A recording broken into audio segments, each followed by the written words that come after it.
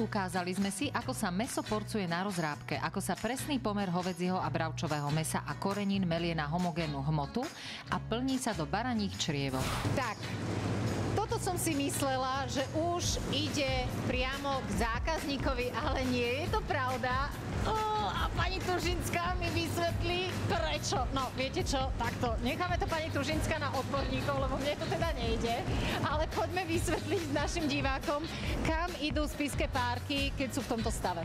Takže takéto spišské párky naplnené do baranieho črievka idú do udiarne, kde sa najskôr zasušia, potom zaúdia a uvaria sa na 70 stupňov, tak aby tá teplota pôsobila aspoň 10 minút. A to je všetko a potom už teda naozaj ide to do obchodov? Potom sa osprchujú, vychladia na teplotu 4 stupne Celzia. Keď sú vychladené, zabalia sa, oštítkujú, označia etiketou, šaržou, zložením a všetko, čo k tomu patrí. Myslím si, že párky došli do svojho cieľa, je to tak? No, došli do svojho cieľa, došli do expedície mäsových výrobkov, kde sa zabalené párky označia takouto žlto-modrou etiketou.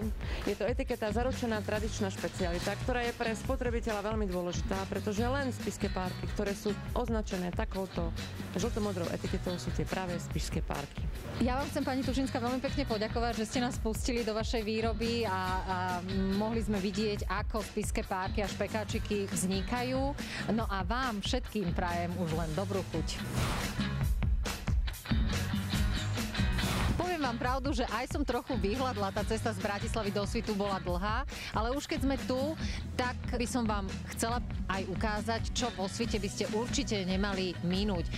Myslím si, že za mnou tento pán si zaslúži to, aby ste sa prišli sem pozrieť a ešte si ukážeme o malú chvíľu aj Baťové domčeky. Ja sa zatiaľ najem a o chvíľu ideme na Baťové domčeky. Dobrú chuť!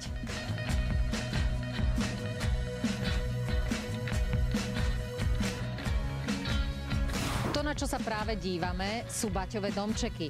Nachádzajú sa vo Svite a možno nie všetci viete, že ulice sú postavené v pravých úhloch tak, ako je postavený New York. Takže aj my na Slovensku máme náš New York a volá sa Svit.